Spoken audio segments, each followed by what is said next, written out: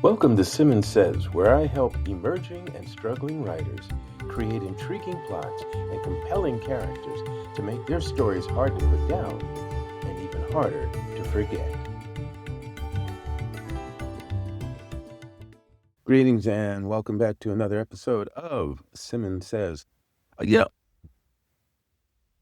going to go a little bohemian here. I actually haven't shaved in a couple of days here. I've been in a writing fever kind of way, wrestling with some things. And everybody who is committed to turning out the best material they can, whether it's the best choreography, the best painting, the best photographs or photography, their best sculpting, their best writing, whatever creatively.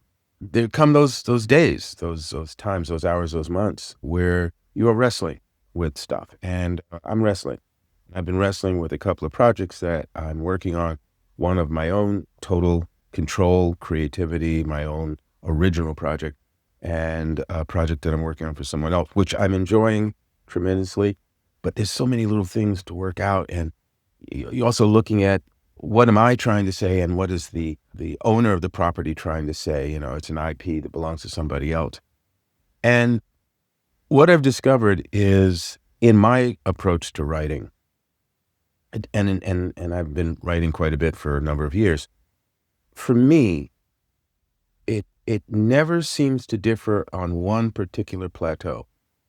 I am always consistently trying to understand who the characters are that I'm writing about at that particular time and what they want and how do they need it or just want it, and what are they willing to do to get it, and what's standing in the way, and then based on that, what's their background, what's their history, what's their personality like, and what's going on in their heads. And when you sort of boil some of that down in terms of general terminologies and general project approach, one of the areas that flows through consistently is subtext. What is the character doing overtly and what's going on covertly? When someone says, I really like your work and it's really great, and I've been considering talking to you about it, but there's that if they were just genuinely complimenting you, there's just the effusiveness, the genuineness that comes from, I love your work, I think it's great, it's fun. But when they are wrestling with something, you tend to feel like, wait a minute, there's something underneath. They're about to say such and such, or maybe they're not fully committed to whatever it is they say they're doing.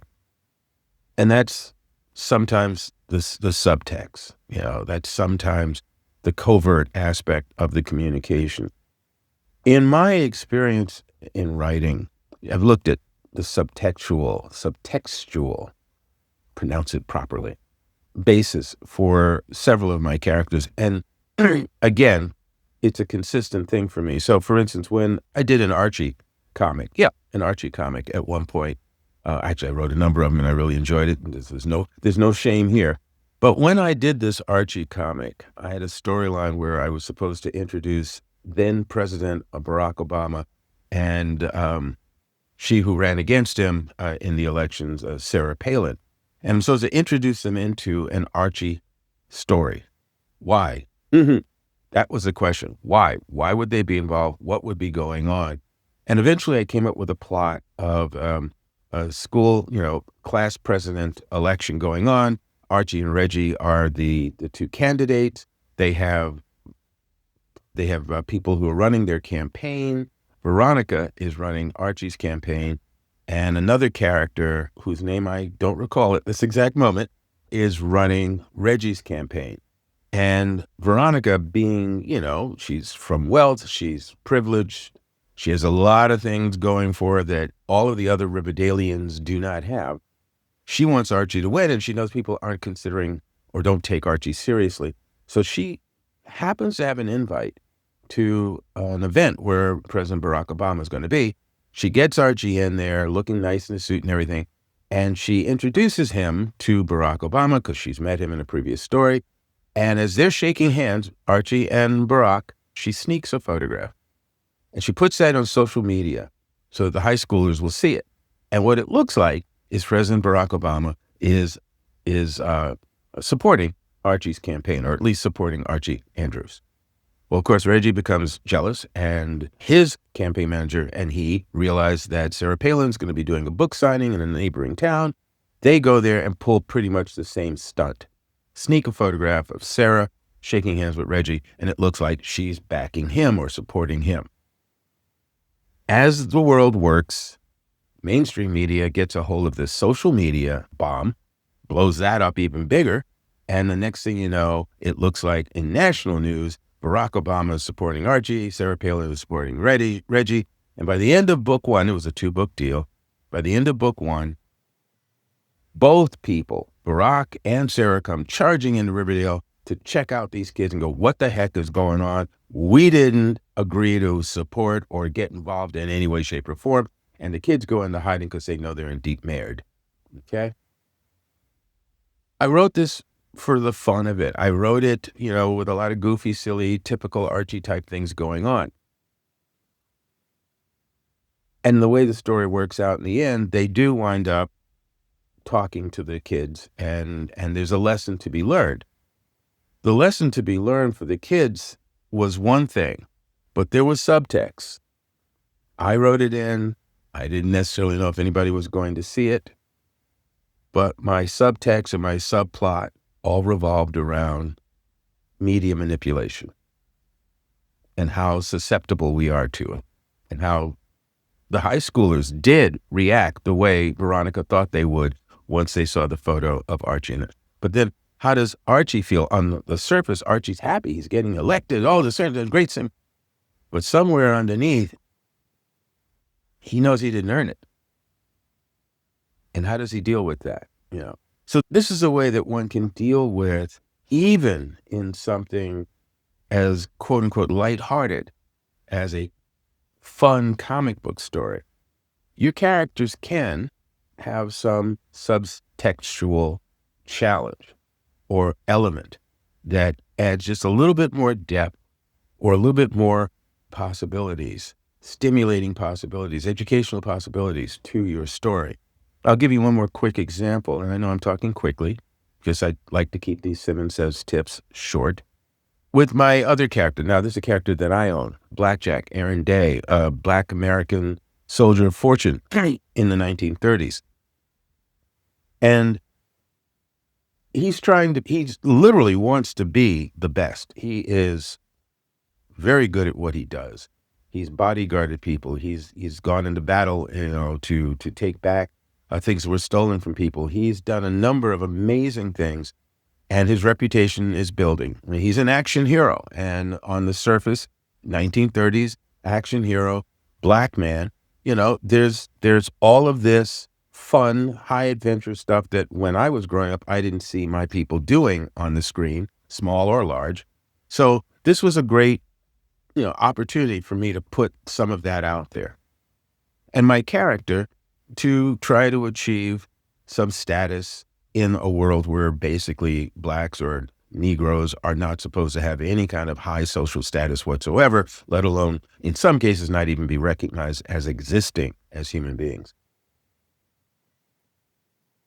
But again, within the story, yes, he wants to be the best of the best so he can get high fees and travel and do all of this.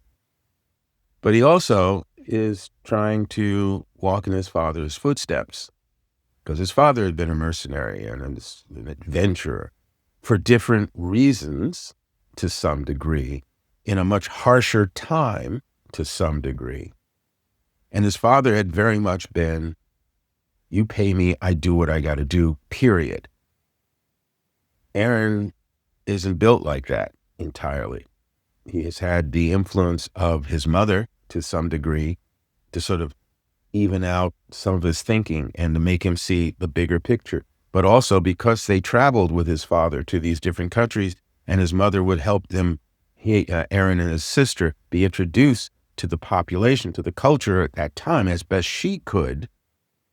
He has a broader view of the world. He's considering more aspects of the world. And so subsequently, he's wrestling with different things. There are lines he doesn't want to cross, even though his profession dictates that he does do that. There are times when he won't cross certain lines, or when he's done something in the past that he still feels he has to atone for in some way, shape, or form. There are family secrets that he's still trying to work out.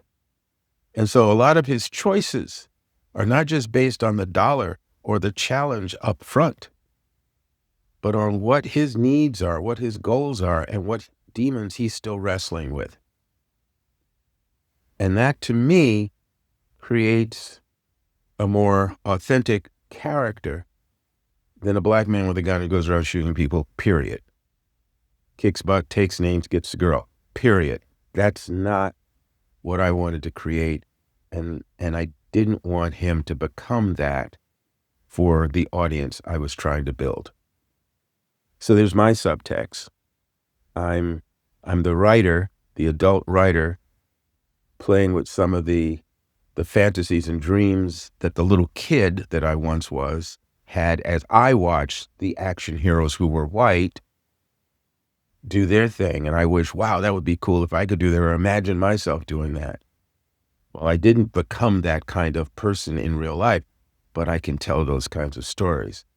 And as a man of color, I have certain goals and themes that I want to explore for the sake of portraying my people and people of color and people of different genders and cultures more respectfully and more authentically.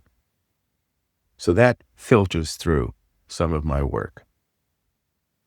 So whatever on the surface, Scooby-Doo, Archie, Batman, Tarzan, Blackjack, Sherlock Holmes, all these things that I've written and many other things, there's always underneath the exploration of who am I? What do I want? What's stopping me? What's getting in the way? What am I willing to do to get it? Why? And what kind of person does that make me?